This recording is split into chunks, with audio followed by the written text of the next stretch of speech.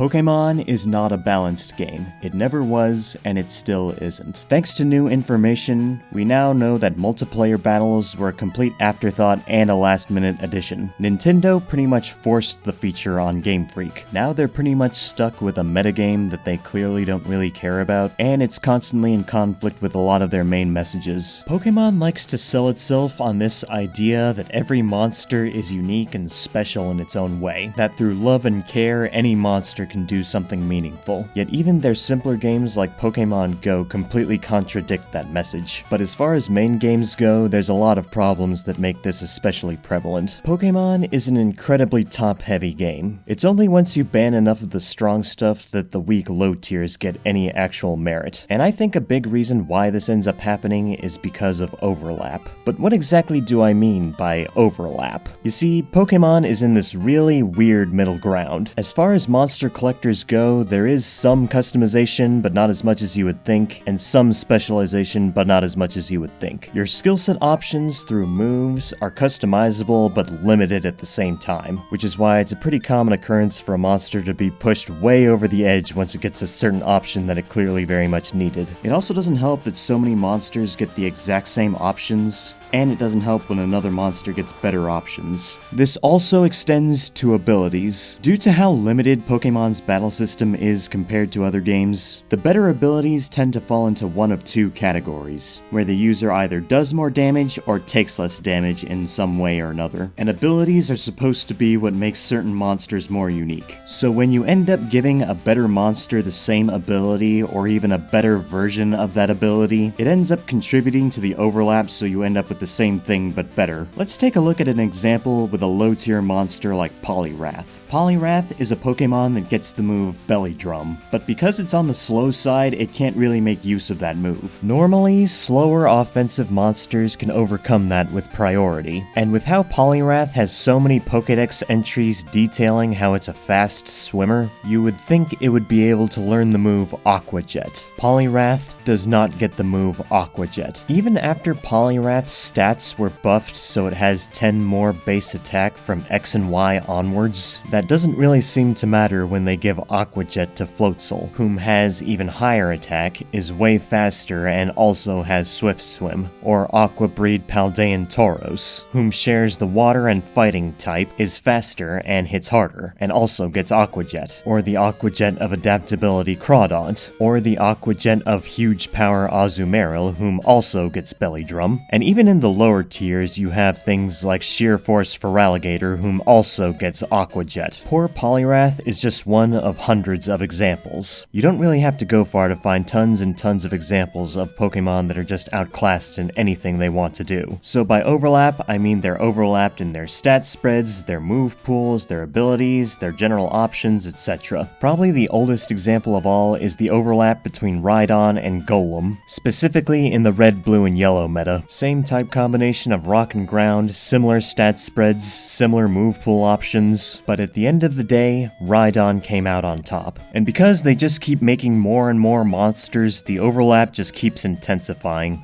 This is probably why Ruby, Sapphire, and Emerald is arguably Pokemon meta at its best. There's just enough of the blend of specialization and customization, so there isn't too much overlap and a lot more monsters feel more unique and stronger. It gets hard to believe that there's any uniqueness to these monsters when they can do the exact same thing and one ends up being better anyway. The reason why this is a pretty big deal is because Pokemon has a history of acting very preachy towards this concept. You could go on about how the monsters look differently from each other and have different designs to set them apart, but that is extremely shallow, surface level, and superficial, which are also things Pokemon has been very preachy against. Did you see that? A cute exterior hides inner strength. That's the Pokemon's true personality.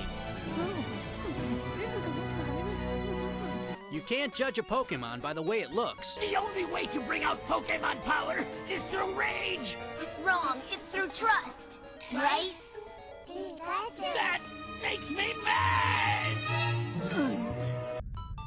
From my many experiences with Pokemon, I have found them to be weak and incomplete. What do you mean, weak and incomplete?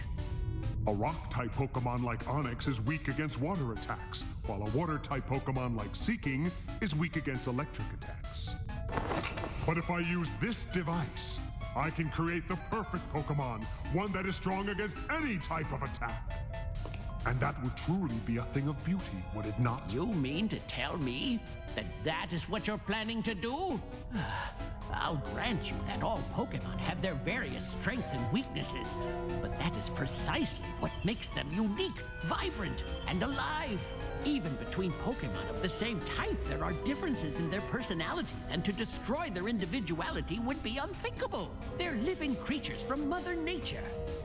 You could even say they represent nature, and you cannot do anything that would destroy that balance. Funnily, there is actually no such thing as balance in nature. It's idealistic philosophical fluff. Nature is a constantly changing system. Scientists have long discredited the idea of balance in nature, especially since the data just does not support it. The reality is that only the strong can belong and the weak get eat. The exact same thing applies to Pokémon games. The more you get down to the nitty-gritty, the research, and the data, the more it becomes evident how unbalanced Pokémon is. It's not Pokémon being unbalanced that's the problem, it's that because the game is so unbalanced that it constantly contradicts itself, saying every Pokémon is unique and strong and special, but that's just a load of fluff. You know, lying. Lying's bad, okay? It's a betrayal of trust. Even if you don't care about the competitive format, everything about this is still going to extend to a casual playthrough, because they're just going to be monsters that are better for clearing certain gyms, elites, or just playing through the story. So since it sounds like I'm complaining about all this, let's talk about some solutions. In an ideal world, Pokémon would be able to balance its metagame without making too many sacrifices. It has been done before, and it can be done again, but more realistically, that doesn't really seem feasible. Mostly because they're more interested in prioritizing the merchandising department while strangling the budget and time for development. So the next best option is to just play a better game. After all, one thing Pokémon has also been preachy about is going out on new adventures and finding new friends. Why not do that with some new games? Coromon uses a battle system very similar to Pokémon. Due to the overall smaller monster pool, the metagame doesn't seem as bad, and the game has a mobile release too, making it much more accessible. Disc Creatures is probably my favorite retro monster collector of all, and I seriously cannot wait for Disc Creatures World. Those are just a few examples, mind you. These days, there are loads and loads of options as far as monster collectors go. It's what allows me to make short rant videos like this, so I can still play and enjoy Pokémon while buying it used, if not pirating or emulating, while being able to support indie devs, and discover gameplay and ways to make monsters unique that make me far less angry.